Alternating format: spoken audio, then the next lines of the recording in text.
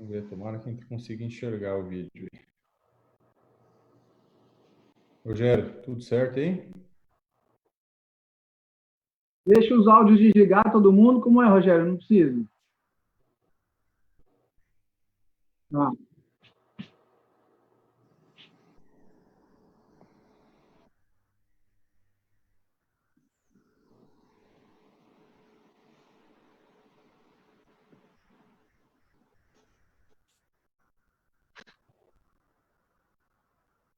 Estamos no ar. Já passou o vídeo de entrada? Muito bem. Boa noite a todos. Eu sou Luiz Fernando Córdova, cirurgião bariátrico aqui de Brasília, presidente do capítulo do Distrito Federal da nossa Sociedade Brasileira de Cirurgia Bariátrica e Metabólica. E estamos aqui reunidos hoje para mais um Bari Live, que é um programa semanal da nossa sociedade. E hoje nós estamos aqui com especialistas de diferentes regiões do Brasil, né, para falar sobre um tema muito atual, que é a relação entre obesidade e Covid-19. Né? Os nossos convidados hoje são o ex-presidente da Sociedade Brasileira de Endocrinologia, doutor de São Paulo, Luiz Turati, o presidente do capítulo Ceará da nossa Sociedade de Cirurgia Bariátrica e Metabólica, doutor Felipe Vento, e o nosso querido amigo infectologista de Brasília, doutor Alexandre Cunha, nosso colega de trabalho. Obrigado a todos pela presença. E lembrando que essa transmissão é ao vivo, transmitida pelo Facebook, pelo Instagram, e que todos podem mandar perguntas que nós, na medida do possível, vamos tentar responder a todas. A proposta do Bari Live, desse programa que agora está sendo à distância, é trazer para os nossos pacientes informações sobre obesidade, sobre os reflexos da obesidade e a relação com o Covid, por que às vezes os pacientes com obesidade podem complicar mais do Covid ou ter as formas mais graves, E vale lembrar que, apesar de muitas pessoas estarem em casa, as doenças crônicas continuam, pressão alta, diabetes, colesterol, e muitas vezes até pioram, A gente, infelizmente, nessas épocas de pandemia, nosso emocional se altera, ansiedade, isso se reflete nos nossos hábitos alimentares e às vezes a gente agrava o nosso diabetes, nossa hipertensão ou outras doenças cardiovasculares, Então, agora eu queria pedir inicialmente para os nossos colegas se apresentarem rapidamente, dar uma boa noite aos nossos queridos pacientes, para que daí a gente possa começar a sessão de perguntas, tá? Então, tenha bondade, por favor, cada um, doutor Alexandre primeiro, depois doutor Felipe e doutor Turati, se apresentem, por favor. Boa noite, Luiz, boa noite, colegas, boa noite, pacientes, internautas. Eu sou Alexandre Cunha, sou infectologista aqui em Brasília, sou vice-presidente da Sociedade de Infectologia aqui do Distrito Federal e trabalho em 2 hospitais privados. Tenho o prazer de trabalhar com o Luiz em um deles, no Hospital Brasília, trabalho no Sírio-Libanês Brasília também, e num laboratório de análises clínicas, que é o SEIBIN. A gente vai tentar falar um pouco hoje sobre diagnóstico de Covid e as complicações em pacientes obesos. Seja muito bem-vindo, Alexandre. Obrigado. Felipe, por favor, se apresente. Boa noite, pessoal. Espero que a gente tenha uma hora de bastante aproveitamento aí nessas conversas em relação à obesidade, Covid, diagnóstico, gravidade da doença. Eu sou o Dr. Felipe Vento, eu estou como presidente do capítulo Ceará da Sociedade Brasileira de Cirurgia Bariátrica e Metabólica. Eu acho que a gente vai ter bastante coisa bacana para conversar essa noite. Bem-vindo, obrigado. Turati. Boa noite a todos que nos assistem. Obrigado à sociedade pelo honroso convite de poder dividir os trabalhos com vocês aqui. O propósito dessa reunião nossa é informar, é tirar dúvidas. Eu sou endocrinologista, trabalho em São Paulo, há mais de 20 anos atendendo pacientes bariátricos, e eu acho que esse tipo de evento nos possibilita, de forma multidisciplinar, a gente agregar um pouco em relação às experiências de cada um de nós, e principalmente num período de turbulência como esse, que acredito que deva passar, não sei se tão brevemente, depois acho que o Alexandre é a pessoa mais experiente nesse cenário, e ele acho que vai poder contar um pouco mais para a gente o que é que a gente deve esperar nos próximos dias aí. Mais uma vez, obrigado pelo convite, estou à disposição de vocês. Obrigado você, Turati, bem-vindo. Pessoal, vamos começar com as perguntas. Tá? Eu queria inicialmente começar com o Alexandre, falando sobre exames, Alexandre. O que nós temos de exames diagnósticos? Né? Qual que é a diferença aí de colocar um cotonete no nariz ou fazer exame de sangue ou da ponta do dedo? Explica para nós aí, o que nós temos hoje para fazer o diagnóstico da Covid-19. Essa é uma questão bem relevante, porque pacientes e médicos sempre me perguntam: você acha que eu devo fazer o exame? Eu respondo sempre: qual exame? Porque são diferentes exames que servem para coisas muito diferentes. Então, a primeira coisa é a pessoa saber se ela está com a doença, se ela está com Covid no momento, tanto transmitindo, ou se tem que fazer o acompanhamento da doença. O melhor exame é um exame que a gente chama de PCR. PCR é um exame que se enfia um cotonete no nariz, bem fundo no nariz, um exame bastante desagradável. E esse exame ele serve para ver o material genético do vírus. Se a pessoa tem o vírus, o SARS-CoV-2, que é o vírus que causa Covid, no nariz, isso significa que ela está infectada. Então, esse exame serve para ver quem está com Covid no momento. Os exames de sangue, que muitas vezes as pessoas falam: acho que eu estou com Covid, quero fazer um exame de sangue, eles não se prestam a saber se a pessoa está com Covid no momento. Eles servem para saber se a pessoa já teve contato com Covid algum dia na vida. E, principalmente, há mais de 1 ou 2 semanas. O grande problema dos exames de sangue, que são as sorologias, que a gente tem o IgA, IgM e IgG, substâncias que a gente dosa, que são anticorpos, é que eles demoram para positivar. O paciente que teve contato com Covid hoje, fizer um exame de sangue 1 semana depois, ele vai dar negativo. Sendo que a pessoa está com Covid. Então, nas primeiras semanas, principalmente na primeira semana, o exame adequado é o exame do nariz, do PCR, para ver o material genético. No paciente que teve contato com alguém com Covid ou se infectou há mais de 10 dias ou 2 semanas, o melhor exame é a sorologia, que é um exame de sangue, no qual a gente consegue ver se a pessoa tem anticorpos. Da sorologia, a gente tem 2 tipos. Aquele tipo que é da pontinha do dedo, que parece um exame de glicemia, que é um teste rápido com sangue digital. Esse exame é ruim, ele é pior do que o exame feito no sangue venoso. E tem as sorologias convencionais feitas em laboratórios, que não são testes rápidos, que têm um desempenho um pouco melhor, ainda assim, com o número de exames falsos positivos e falsos negativos. A gente ainda precisa melhorar bastante a questão laboratorial no diagnóstico da Covid. Maravilha, muito bem respondido. Próxima pergunta para o Dr. Turati. Turati, qual é a orientação de um endocrinologista, sua orientação para os pacientes que estão em casa? O que ele faz? Como que ele mantém o tratamento clínico deles? O diabetes? O que muda eles estando em quarentena? Qual que é a sua orientação para esses pacientes? Excelente a sua pergunta, Luiz. Eu acho importante a gente dizer que um dos aprendizados que nós tivemos nesse cenário, nessa pandemia, foi justamente de que um paciente por si só, portador de doença crônica, diabético, hipertenso, obeso, de certa forma, é um paciente que precisa manter os cuidados que tradicionalmente ele já vinha tendo antes dessa pandemia.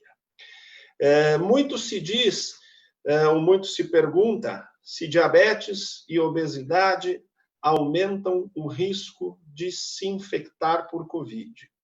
E a resposta é não.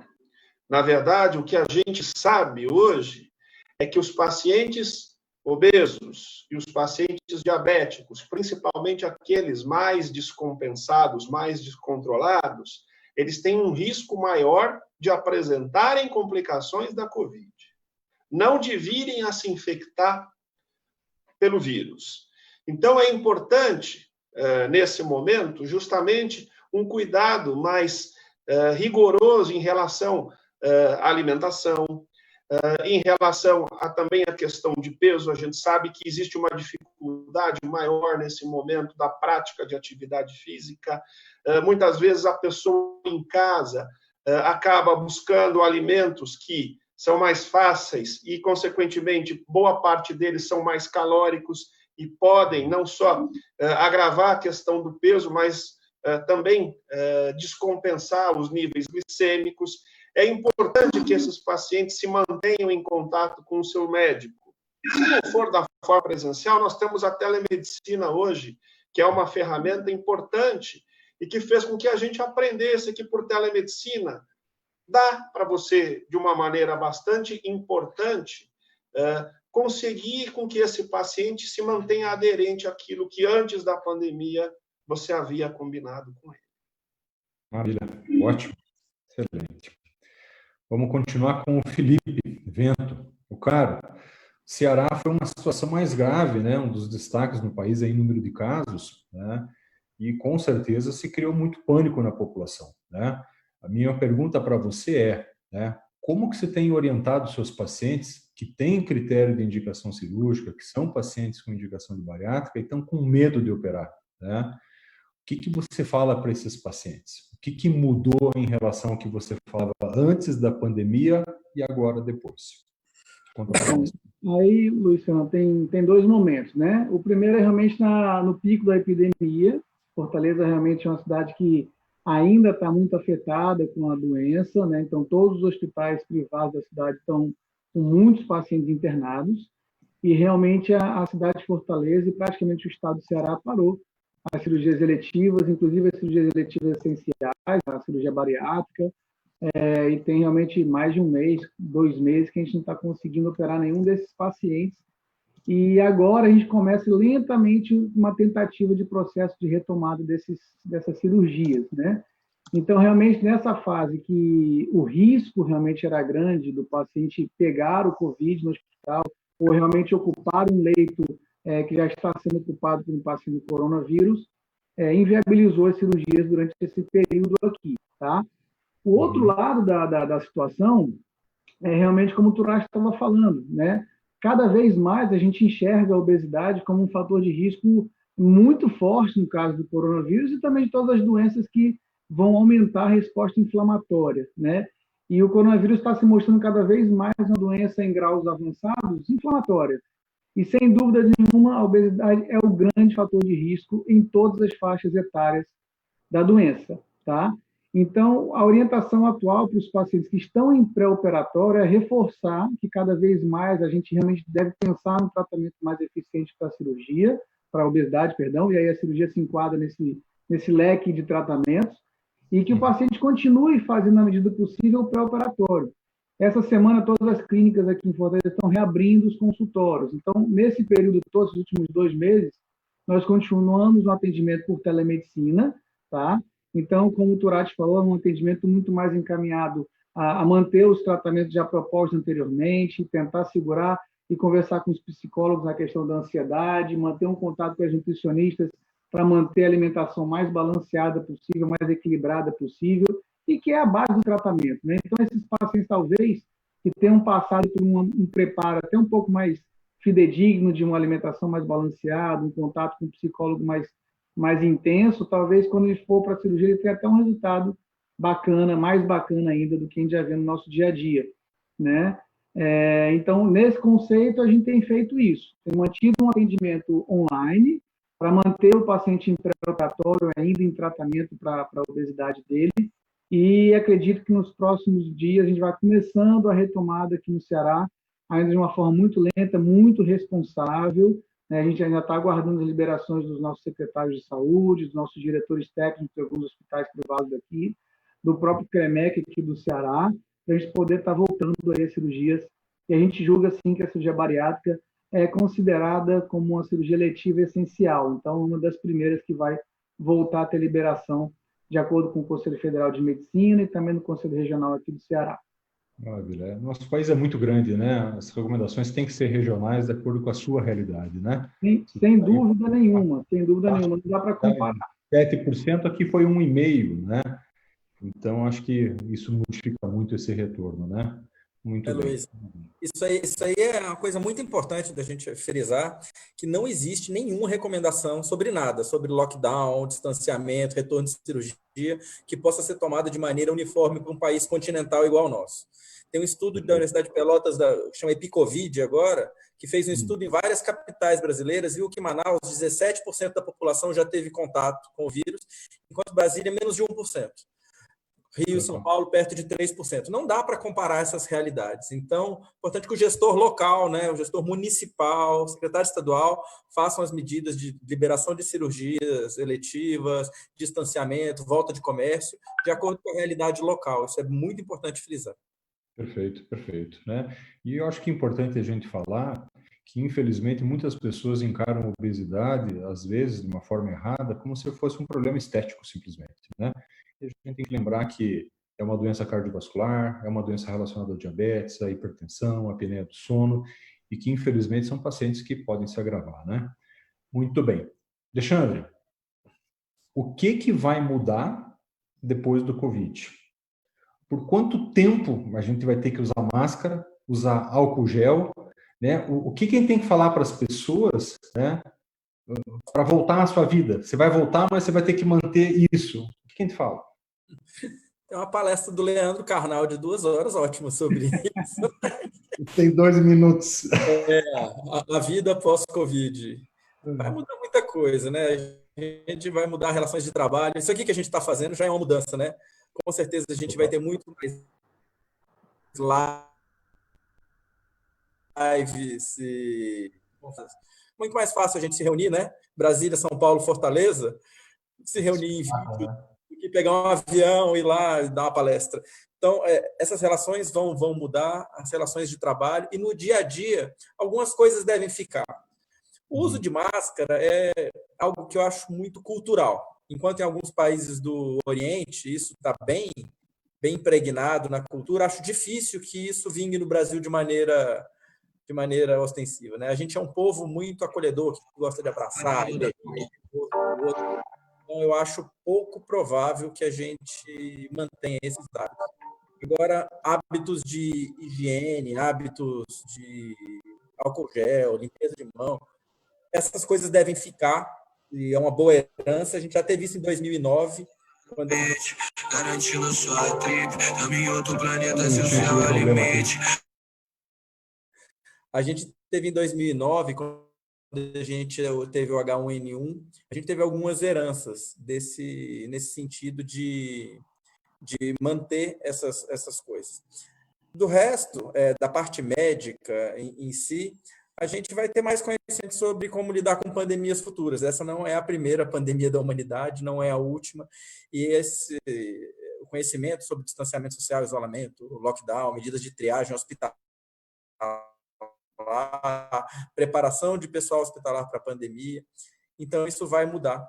Mas eu acho que a vida vai mudar de tudo sempre. Esse ano é um divisor de água na vida das pessoas, e a gente vai ter que esperar para ver como vai ser a vida pós-Covid. Alexandre, deixa eu aproveitar e perguntar, o Luiz está voltando agora. Pessoal, problemas aqui técnicos. Posso perguntar para o Alexandre, não? Lógico, por favor. Meu amigo, há algum tempo atrás, o que a gente tinha lido é que a previsão de chegada de vacina não seria antes de 12, 18 meses. O que eu vi de informação esta semana é que talvez as coisas sejam antecipadas, inclusive com algumas vacinas, dentro de pouco tempo, começariam a ser testadas. O que é que a gente tem efetivamente de informação nesse sentido, Alexandre? Então, são duas coisas diferentes, né? Uma coisa é quando você vai ter uma molécula, uma vacina disponível para começar os testes. Disso sim, existem várias candidatas, temos umas 10 candidatas a vacinas já em fases avançadas de elaboração. O problema de vacina é que, diferente de um remédio, quando a gente vai testar um medicamento, é muito simples. Porque a gente dá o medicamento para a pessoa, 2 semanas depois, ou a pessoa curou, isso para doença aguda, não para doença crônica, né? Não para hipertensão, para diabetes. Mas para doença infecciosa, por exemplo, o sujeito morreu ou curou. Dali a 1 mês você analisa o dado e pronto, está aprovado se o medicamento funciona ou não.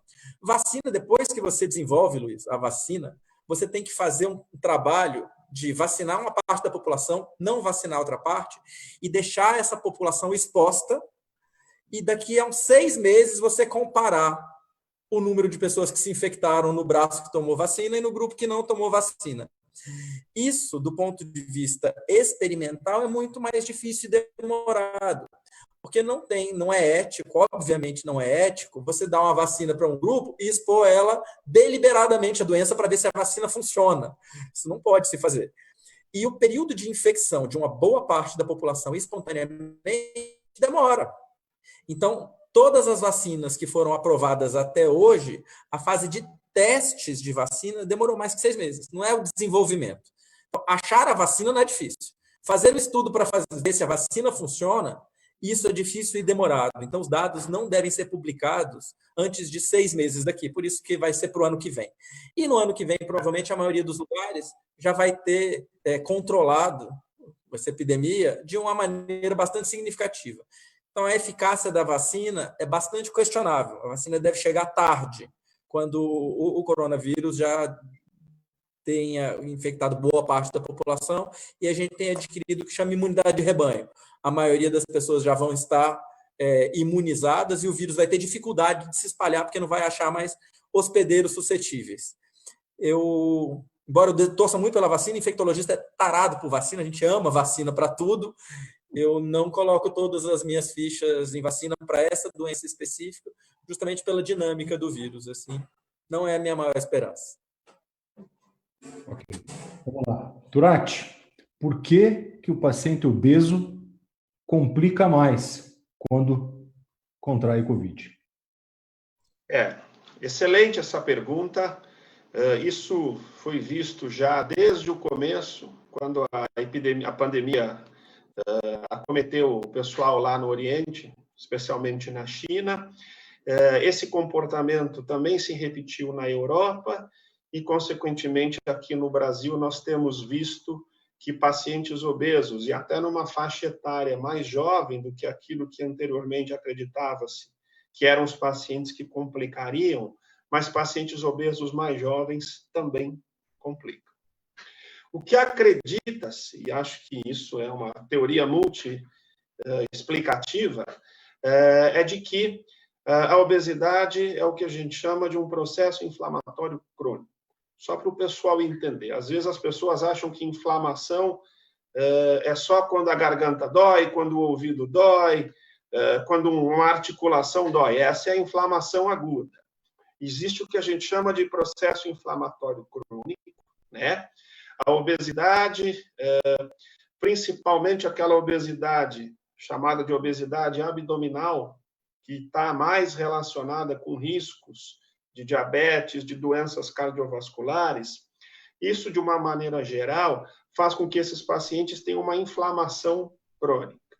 Consequentemente a isso, existem liberações de algumas substâncias, de algumas proteínas, que alteram a resposta imunológica, não só no cenário de defesa, aumentam o risco também de fenômenos de trombose, que são coágulos, leigamente, se a gente pode dizer isso para o pessoal.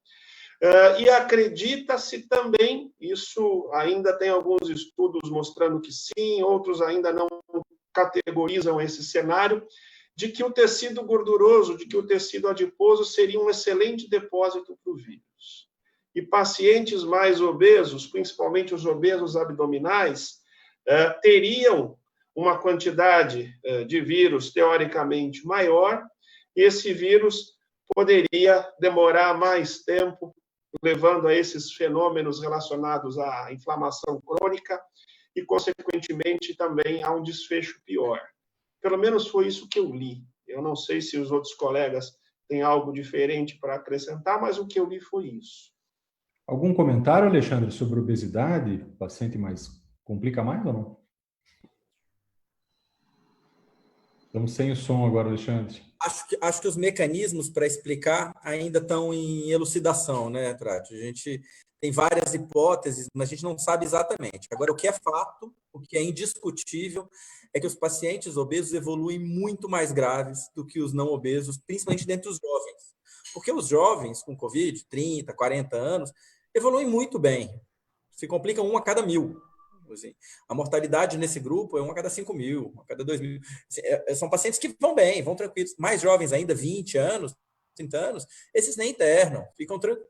Já os obesos, eu tive uma série de pacientes obesos com 30 anos, 30 e poucos jovens, que tiveram evoluções de idosos, de 80 anos. Então, algo inflamatório existe, a teoria inflamatória é uma boa teoria. É impressionante. A última paciente que eu atendi no consultório agora, eu quase internei ela só por ela ser obesa. Assim, mas ela estava muito bem, vou vê-la amanhã de novo no consultório. Mas é um fator de risco que a gente não pode menosprezar. Os pacientes jovens obesos evoluem com inflamação pulmonar e necessidade de ventilação mecânica numa proporção absurdamente maior do que dos pacientes que não são obesos. Muito bem. Felipe, então, deixa eu completar um pouquinho até com a experiência que a gente está tendo aqui na prática, no dia a dia, né, no Hospital Covid, né? Primeiro que isso é um estudo francês, não muitos pacientes, na faixa de 125 pacientes, que metade obeso, né? 47% tinham obesidade. E desses aí, Alexandre, 85% foi para o tubo, né? Foi ser entubado por conta das complicações respiratórias. Na vivência do nosso dia a dia lá, a gente tem visto muito paciente jovem, um pouco diferente da Europa, mas também tem um grupo grande de pacientes com menos de 50 anos internados, menos de 30, e na sua grande maioria o jovem que interna é sim obeso moderado ou obeso grave. E como o Turati falou, a doença ela parece que escolheu o obeso para fazer toda a linha inflamatória e toda a linha de caminho do óbito do paciente. O paciente com coronavírus, pessoal, ele quando chega na fase 2, que é a fase pulmonar da doença, no obeso ele responde muito claramente com insuficiência respiratória. O obeso ele já tem uma restrição respiratória, uma restrição da própria doença, né? Ele tem vários pacientes obesos mais severos, tem algum grau de apneia do sono também, que influencia muito a questão respiratória. Então, já é um paciente de doença de base ruim do ponto de vista respiratório. Então, quando ele vai para a fase 2 da doença, quando ele não fica só naquela fase 1, que é a fase leve, quando ele evolui para a fase pulmonar, ele já fatalmente já vai evoluir de uma forma um pouco mais complexa do que os pacientes sem obesidade. E quando ele dá, vamos dizer, o azar de evoluir para a fase 3, que é a fase inflamatória da doença, toda a cascata inflamatória é muito mais acentuada no paciente obeso. Então, ele já tem a doença de base da obesidade com aquela inflamação crônica que o Turati comentou há pouco, né? Ele tem uma doença inflamatória muito aguda, muito severa, que é a fase inflamatória do coronavírus. Hoje a gente trata isso com doses muito altas de corticoide, então a gente tenta inibir essa fase inflamatória grande da doença, mas quando ela evolui realmente para a fase mais grave, ela vai para a fase renal e para a fase trombótica. Então o paciente ele evolui com insuficiência renal, que é os rins parando de funcionar, e evolui também com os trombos, que o Turati falou, que é a parte trombogênica da doença. Isso, quando eu entro num paciente obeso, quando a gente tem aquele ambiente do paciente com obesidade severa ou moderada, eu tenho um paciente muito propenso a evoluir com todas essas fases de gravidade. E aí, pessoal, o paciente com coronavírus, que vai para hemodiálise, obeso e que está entubado, a mortalidade passa de 90%. Ou seja, cada 10 pacientes obesos que estão entubados e que estão fazendo hemodiálise, a mortalidade é de 9%. Então, assim, é muito difícil um paciente desse sobreviver quando ele evolui para a fase mais grave da doença. Então, sem sombra de dúvida, é uma doença que o obeso, quando ele evolui para a fase grave, é muito mais complicado do que o paciente sem obesidade. Muito bem. Dito isso, Felipe, o que você fala para o teu paciente dos benefícios que a cirurgia bariátrica metabólica pode trazer para ele, até para explicar que a cirurgia é segura e que agora, desde que existe um fluxo adequado para isso, de um hospital frio, o que você fala para o teu paciente? Então, Luiz, eu acho que assim, a conversa acho que não vai mudar muito, né, do que a gente tinha antes, porque a convicção que a gente tem com o tratamento da cirurgia no paciente que tem indicação, obviamente, é uma completa regressão, uma melhora muito significativa da resposta inflamatória, da doença metabólica em si, sem contar a parte de mobilidade, a parte psicossocial, que a gente sabe que melhora muito na obesidade em si. Mas falando especificamente da parte metabólica, o controle metabólico é fenomenal. O Turati acompanha também pacientes com bariátrica, diabetes, um controle muito benéfico para o paciente quando necessário. Eu acho que agora só vai elucidar um pouco mais esses benefícios que a cirurgia bariátrica traz para o paciente com obesidade moderada e severa, né? Quando a gente tem uma doença inflamatória que evolui com toda essa cascata que a gente disse há pouco, de insuficiência renal, de eventos trombóticos, de alta mortalidade, eu não tenho dúvida que o paciente obeso ele vai começar a enxergar a obesidade sim como doença. e não como um estado atual, que está um pouco acima do peso, como você falou. É uma doença grave, é uma doença inflamatória, crônica, incurável, a gente precisa lidá-la como doença. Então, acho que o coronavírus, se tem algumas coisas boas que ele vai deixar de legado dessa pandemia, é alertar a população mundial que, opa, a obesidade sim é uma doença, a gente tem que tratar, porque senão vem uma outra epidemia, vem uma outra doença que a gente tem uma dificuldade maior no tratar. Então, acho que a conversa e o caminho vai ser muito nesse sentido, sabe? Perfeito. Turati, algum comentário sobre o paciente que está no pré-operatório? Você queria comentar alguma coisa? Não, eu acho que as recomendações de praxe continuam valendo, né? Existiu até as últimas 2 semanas, pelo menos aqui em São Paulo. Eu imagino que em cada lugar isso tenha sido diferente. Um receio até dos cirurgiões, mesmo naquele paciente que teoricamente não teria problema dentro de um ambiente hospitalar seguro para infecção por Covid, de que não fizessem esses procedimentos. Eu acho que depois disso as sociedades médicas acabaram se posicionando, os próprios hospitais acabaram dando subsídios para que esses procedimentos continuassem sendo feitos num ambiente seguro, né? E eu, pelo menos no hospital privado que eu trabalho aqui em São Paulo, é nítido que de 10 dias para cá houve uma retomada desse tipo de procedimento, não só bariátrico, como cirurgias eletivas de uma maneira geral. Eu acho que aquele medo, aquele receio, ele vem diminuindo dia a dia. Imagino eu que a gente esteja numa crescente boa nesse cenário de aumentar o número de procedimentos, não só bariátricos, como eletivos de uma maneira geral. Se a gente fosse fazer uma priorização dos pacientes que vão ser operados, você acha que os diabéticos deveriam ser priorizados? Ou os hipertensos? Excelente pergunta. Eu não tenho esta resposta, baseado no que eu estudei, se efetivamente esses pacientes deveriam ser priorizados, mas a minha impressão é que sim. Se você efetivamente pode, desde então, já agir em doenças que, de certa forma, estão associados não só com a qualidade de vida, como aumento do risco de mortalidade, e aqui especificamente o diabetes, a hipertensão, não só a obesidade, aqui falando mais do paciente metabólico, eu acredito que esses pacientes, o quanto antes você puder intervir para trazer o benefício, e a gente sabe que esses pacientes, o benefício, ele é relativamente precoce. A questão do controle glicêmico, muitas vezes, já começa a melhorar nas primeiras 24, 48 horas do procedimento. Então, acredito eu, ainda que a gente não tenha estudos mostrando isso, mas de que esses pacientes possam se beneficiar, sim, se a intervenção for feita não tardiamente. Perfeito. Maravilha. Alexandre, nós vamos operar o paciente, nós estamos retomando as cirurgias. Que exame que eu tenho que fazer nele? Vale a pena fazer exame em todos esses pacientes seletivos? Se sim, qual exame a gente faz? Pensando em Covid. Isso é uma ótima pergunta, talvez a gente vá ter essa resposta depois, né? A gente está fazendo o que nos parece mais seguro, que é triando os pacientes e em alguns hospitais até os médicos, a equipe, para ver quem está com doença no momento. O melhor exame para fazer isso é o exame de PCR, é o exame de biologia molecular, que é o exame do cotonete no nariz, que é o exame que mostra se a pessoa está, naquele momento, com Covid. Alguns serviços optam por fazer triagem por sorologia, e isso não me parece muito razoável, porque a triagem por sangue, para ver se o paciente tem anticorpos, ela vai mostrar que o paciente já teve a doença, e esse paciente talvez possa até ser operado, então para você excluir esse paciente não seria o melhor exame.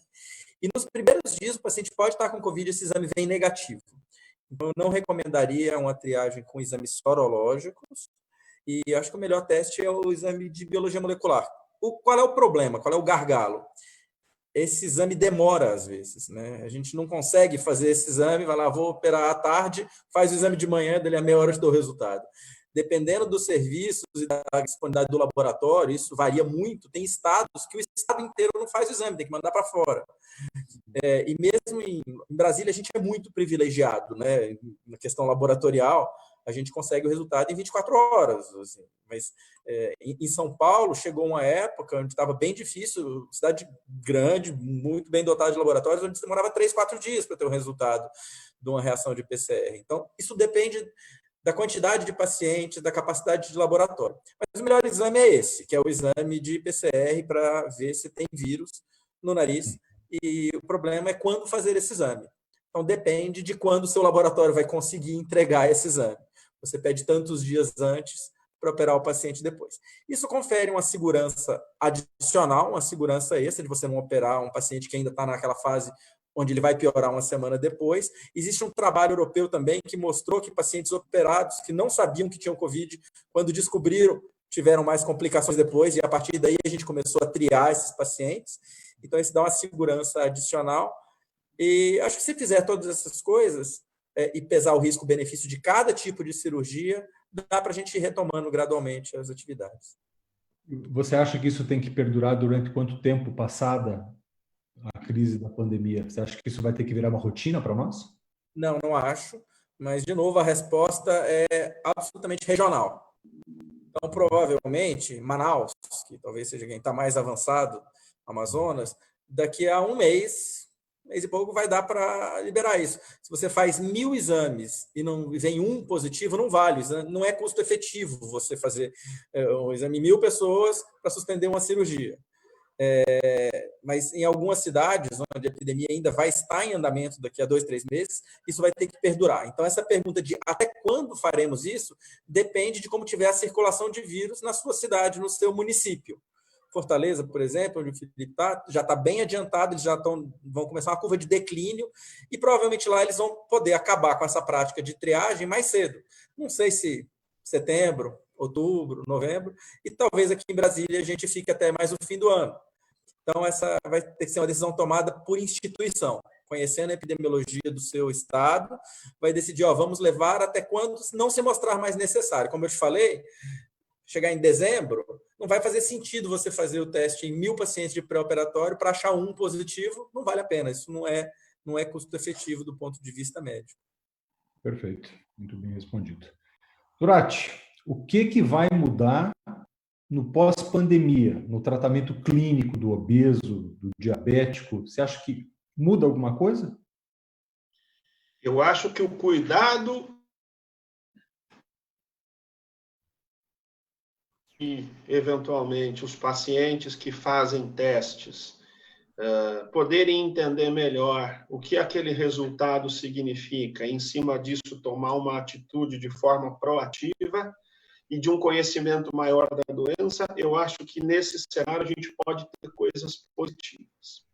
Do ponto de vista de estratégias de tratamento, acredito, Luiz, que não. Acredito que o que a gente tem aí de medicações para tratar esses pacientes, aos poucos, esses pacientes vão, aqueles que eventualmente pararam o tratamento, vão acabar retomando o tratamento. Aqueles que, felizmente, não pararam o tratamento devem voltar ao médico o mais rápido possível para que, eventualmente, se necessário, faça-se um ajuste das medicações. Mas eu acho que o entendimento em relação à doença, a fragilidade de que, puxa, ninguém imaginava que de uma hora para outra nós poderíamos estar em contato com uma doença que efetivamente, pelo menos dos últimos 100 anos, acho que foi aquilo que mais impactou, né, na saúde pública. Talvez, se eu estiver equivocado, o Alexandre me corrija. E sempre a gente tem que ver o copo pelo lado cheio, né? Vão ter aprendizados, vão ter perdas, mas acredito, se Deus quiser, que a vida deve voltar ao normal ou ao novo normal, como alguns gostam de dizer. Eu sou otimista. Muito bem, perfeito. Felipe, essa pandemia, ela acabou abrindo para nós a situação de saúde do país, saúde pública frágil, né? E a gente conseguiu escancarar as nossas deficiências, né? Então, alguma coisa vai ter que mudar, né? O que você acha que vai mudar no sistema de saúde aí no Ceará, por exemplo, diante do que aconteceu? Então, eu estou bem otimista em relação a isso, sabe? Como o Turati falou, vamos olhar o lado bom da coisa também, que toda tragédia, toda desgraça tem um lado bom, né? O estado do Ceará, conseguiu criar nesses últimos 40, 80, 60 dias aí, quase 1.000 leitos a mais do que antes, sabe? Alguns hospitais de campanha vão ser desfeitos, mas só de hospital, só de leitos de UTI foram criados mais de 200. Então, assim, é um estado que vai conseguir erguer um pouco mais a questão da saúde pública daqui. Né? Esse hospital, especificamente, que eu estou participando lá na supervisão, são 220 leitos e já está muito propenso ao hospital continuar em postos SUS, um hospital que não existia, ele estava pronto, mas nunca existiu funcionando, e que vai ser um hospital de cunho cirúrgico, provavelmente. Então, não tenho dúvida que, se isso realmente se concretizar, vai ser um ganho muito grande para a saúde pública. A outra coisa, como você falou, escancarou as portas dos problemas, né? E, por outro lado, mostrou também que o SUS ele pode ser um ramo muito potente, né? Muitos países do mundo ficaram realmente perdidos com a pandemia, né? A gente que tem alguns países da Europa como exemplo de medicina, a gente que vê os Estados Unidos também como uma potência econômica e que tem uma medicina mais de ponta, a gente vê resultados péssimos, né? Resultado em Nova York, por exemplo, de 96% de mortalidade dos pacientes que vão para diálise, né? Relatos de realmente falta de EPI, falta de estrutura física para os pacientes em Nova York, várias grandes cidades dos Estados Unidos. E o SUS do Brasil se mostrou para o mundo uma possível alternativa. A gente sabe todos os defeitos, mas poucos países do mundo têm uma saúde unificada, né? Não é tão bom quanto a gente gostaria, mas ele existe, né? E eu acredito sim que com a epidemia, a Secretaria de Saúde, o governo vai olhar um pouco com maior cuidado, né? Toda a mídia, benéfica ou maléfica, está muito em cima dessa parte da saúde pública. Então, eu acredito que vão vir mudanças para melhor nesse sentido. Acho que a gente vai ter mais leito, vai ter um pouco mais de clareza, né? Empresas que realmente vão trabalhar com a efetividade das doenças, que é outra coisa muito boa, né? Eu que tenho uma vivência também na parte de gestão, a gente vê que as decisões e as correções de processos têm que ser muito rápido com a pandemia. Então, coisas que a gente demorava, às vezes, 6 meses, 1 ano para mudar um processo dentro do hospital, para melhorar um resultado, a gente está tendo que fazer em 15 dias, né? E isso vai mudar muito também, né? Então, nesse ponto específico da saúde pública, eu vejo, assim, com bons olhos, um horizonte um pouquinho melhor. Coisa que a gente não via há muito tempo, né, Alexandre? A coisa, ela parecia estar um pouco mais largada mesmo, não era prioridade do governo, não era prioridade dos governos estaduais, e talvez agora ele entre um pouco mais na pauta, assim como o trabalho médico, o trabalho de enfermagem, o trabalho de todo o corpo da saúde, nessa valorização do trabalho real disso aí, né? Acho que esse vai ser o lado bom do pós-pandemia nesse sentido. Perfeito, Felipe. A gente tem que dar todo o crédito para o SUS. O Brasil foi salvo de um desastre médico, graças ao nosso falido e problemático SUS.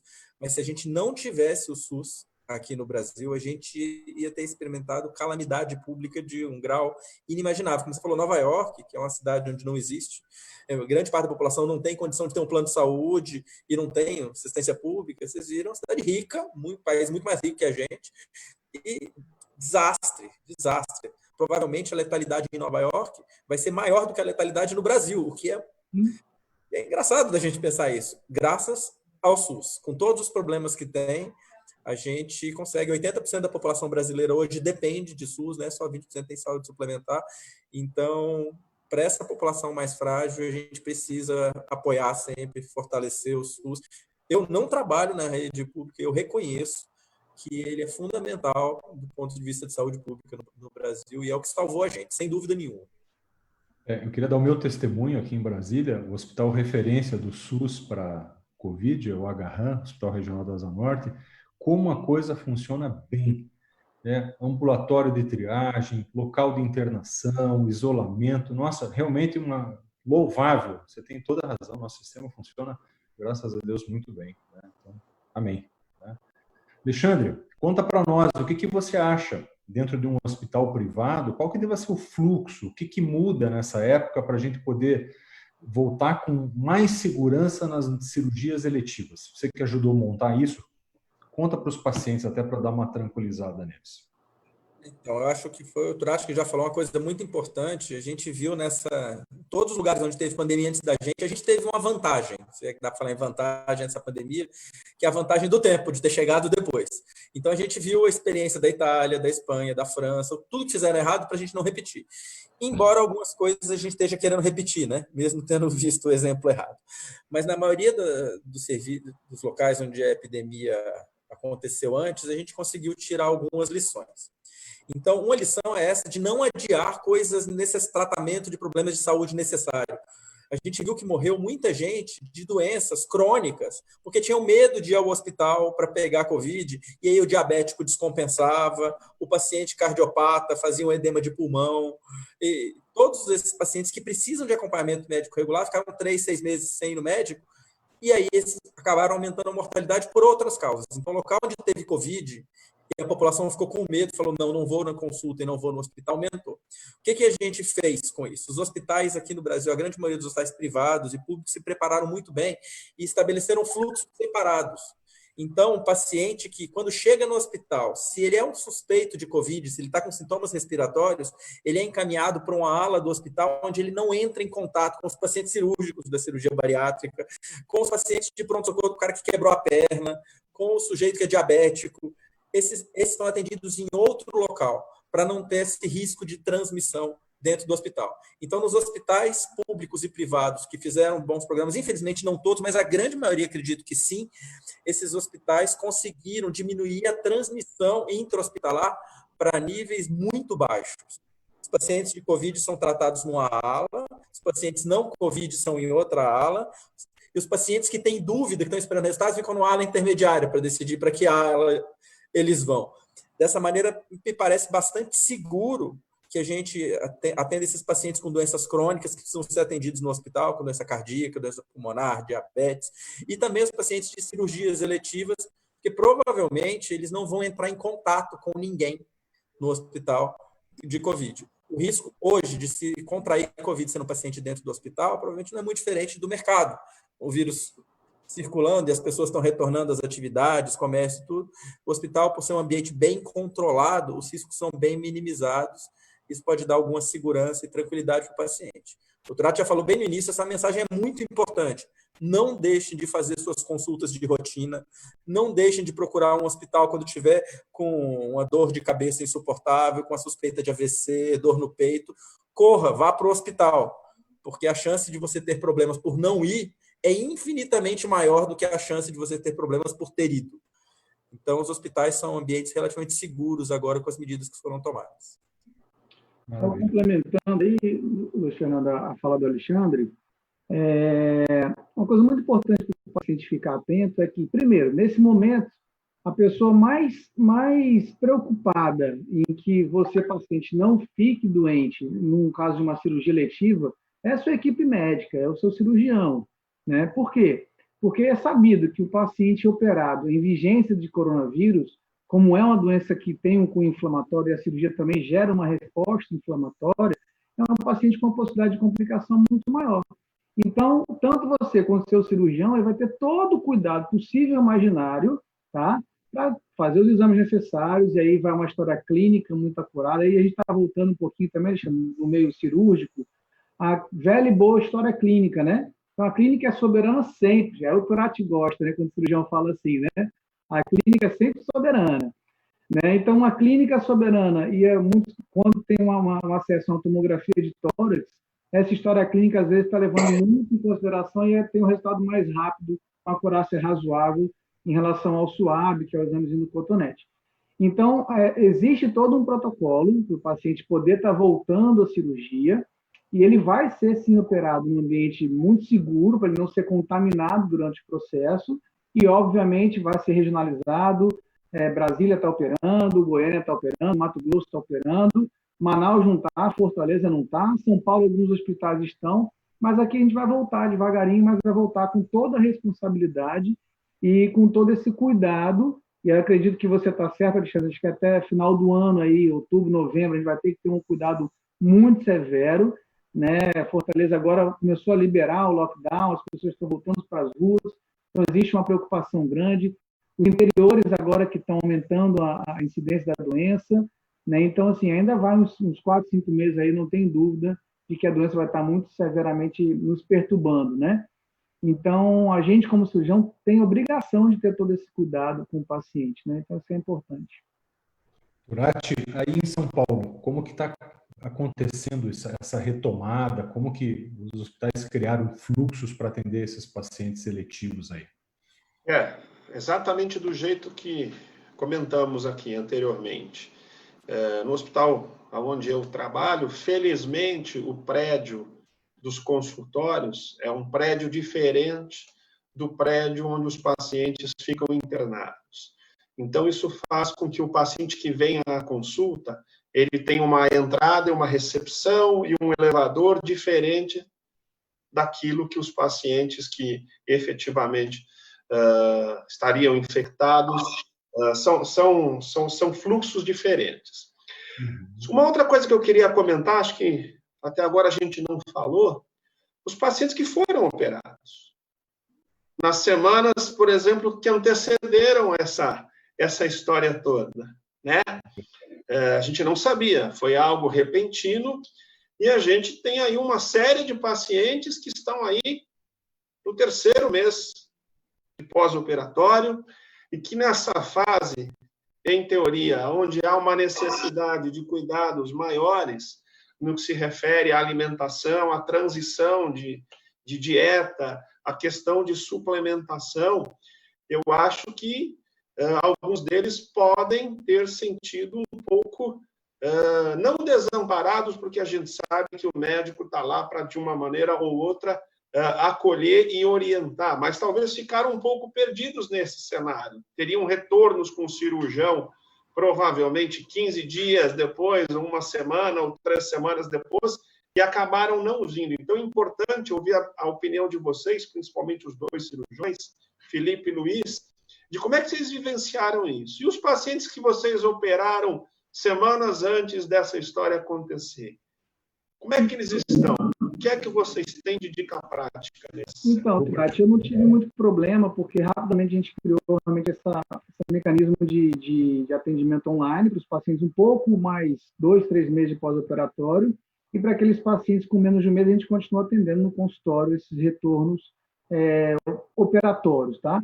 E daí tem uma história interessante, uma paciente que a gente operou no comecinho de março, aqui em Fortaleza, o primeiro caso índice foi dia 15 de março, né? A gente operou essa moça no dia 2, 3 de março, uma super obesa, né, MC de 51, né, bem obesa, e ela evoluiu 3 meses depois, ela teve o coronavírus, né, 2 meses e meio depois, na verdade, teve o coronavírus, e ela passou bem, ela teve sintomas moderados, já tinha perdido aí mais de 30 quilos depois da cirurgia, e o marido dela também teve, e o marido dela evoluiu para a forma grave da doença, ficou mais de 30 dias entubado, foi para hemodiálise, graças a Deus ele saiu, né, e ficou grave. Então, esse exemplo mostra muito bem como talvez a cirurgia tenha salvo realmente a vida dela. Não dá para a gente garantir e inferir isso, mas se ela não tivesse perdido esses 30 quilos, muito provavelmente ela também evoluiria com doença grave, visto que o marido teve. E aí tem aquela história da carga viral, né, que se acha que quanto mais carga viral o paciente é exposto, maior a gravidade da doença, é uma possibilidade. E esse exemplo é bem prático, né? É interessante. Perfeito. Para mim aqui, foram a segunda quinzena de março, mas todo dia mais muita ligação de paciente, seja por WhatsApp, ou ligação direta, assim, doutor, eu sou operado, eu sou grupo de risco. Você não, você já está melhor do diabetes, está melhor da hipertensão, melhorou já um pouco da apneia, você toma proteína, você toma polivitamínico, você toma cálcio, toma vitamina D, então você é uma pessoa que dia a dia você está diminuindo o seu risco, né? Então essa é uma mensagem importante a gente falar para as pessoas que têm medo, que realmente existe uma melhora diária, né? O Turati comentou, pô, às vezes 24 horas depois a glicose já está melhorando, né? Então teve muita dúvida e muito pânico, né? Mas graças a Deus a gente não teve nenhum caso de pós-operatório que tenha tido nenhum tipo de complicação. E tão pouco agora na retomada das cirurgias eletivas, nesses últimos 15 dias, também nenhuma complicação. Então a coisa está caminhando com muito mais segurança. E como o Alexandre falou, acho que está mais seguro ficar dentro do hospital, que está todo mundo mascarado e cheio de álcool, do que na rua, né? Então, amém. Né? Gente, nós temos aí mais uns 5 minutos, tá? Eu queria primeiro falar para todo o pessoal que esse vídeo vai ficar gravado lá na página da sociedade, todo mundo vai poder ter acesso, né? Pessoas que quiserem mandar perguntas depois não tem problema, durante a semana essas perguntas vão ser respondidas, tá? Isso tudo fica gravado lá no site da Sociedade Brasileira de Cirurgia Bariátrica e Metabólica e também no Facebook, tá bom? Nós temos 5 minutos, eu gostaria das considerações finais e um comentário de cada um de vocês. Por favor, começa pelo Alexandre. Não, a mensagem, eu acho que é uma mensagem de esperança mesmo, assim. Vai passar em cada local num tempo diferente, mas a vida vai retornar, se não ao normal, quase ao normal, bem perto do que a gente conhecia.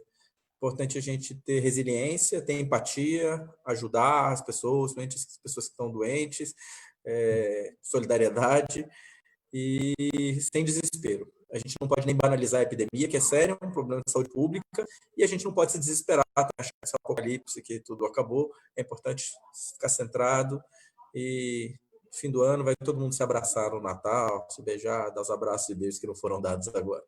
Maravilha, excelente mensagem. Obrigado, querido. Fala, Turati. Na verdade, é mais agradecer, né, o convite de poder estar com vocês aqui, batendo esse papo nessa hora que passou super rápido, a gente falou um pouco de cada coisa, e talvez uma das coisas que a gente tem mais visto ultimamente, e aí é uma mistura de pandemia com um cenário político-econômico do que vem acontecendo, são as fake news, né? Que é alguma coisa que está deixando a gente enlouquecido. Né? Então, se eu puder dar esse último alô para o pessoal que está nos assistindo, vejam a fonte da informação, seja ela qual seja. E aqui, especificamente de saúde, vá atrás do seu médico. Ele é a pessoa de sua confiança. Não adianta você ir atrás de informações que estão aí ao léu nas redes sociais. Saúde também tem muita fake news e a pandemia agravou esse cenário.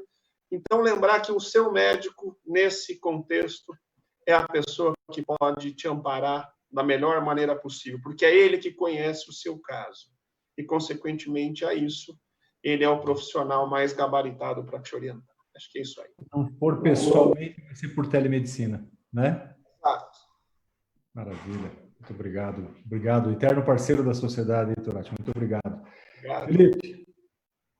Então, eu acho que a grande mensagem que essa epidemia está deixando para o mundo são algumas vezes que a gente tem que focar. Primeiro é cuidar melhor da nossa saúde, né?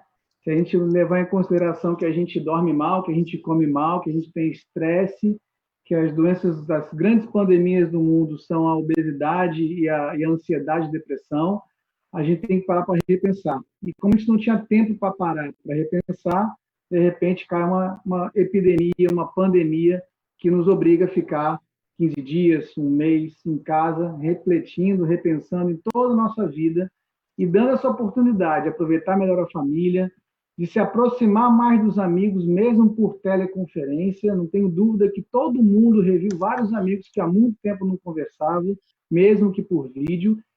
Que a solidariedade, como o Alexandre comentou, uma coisa que aflorou muito nas pessoas, né? E que a gente tem que realmente repensar, aproveitar toda essa pandemia que realmente está levando muita gente, infelizmente, muitos óbitos, mas que está fazendo repensar e refletir muitas das nossas atitudes no nosso dia a dia. Então, acho que cada vez mais esse período de reflexão é importante. E a reflexão principal é cuidar da nossa saúde, para que a gente esteja bem, esteja feliz e consiga aproveitar melhor a nossa família e o nosso dia a dia. Eu acho que é a grande mensagem que a epidemia vai deixar de legado aí para todos nós, né? Maravilha, maravilha. Pessoal, eu queria agradecer a cada um de vocês pelo tempo, pela expertise de vocês, pela disponibilidade. Eu acho que isso foi muito importante, vai com certeza ajudar muitas pessoas, né? E como vocês falaram, isso tudo vai passar, né? A nossa vida, se Deus quiser, vai voltar ao normal ou ao novo normal, tá bom? Um grande abraço para vocês, saúde para vocês, para toda a família e muito obrigado. Até mais. Abraço, tudo de bom. Se cuidem. Tudo de bom para vocês. Obrigado. Tchau, tchau.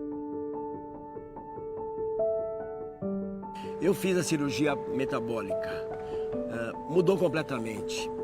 Meu colesterol, fígado, esteatose, controle de peso, pressão, mudou tudo. Eu tomava 2 remédios por dia e não conseguia controlar minha diabetes. Eu gastava bastante com medicamentos para tentar controlar a diabetes tipo 2, mas sem resultado. Não era eficiente, os remédios não conseguia controlar. Não usei insulina, não precisei, o diabético tipo 2 nem sempre é necessário.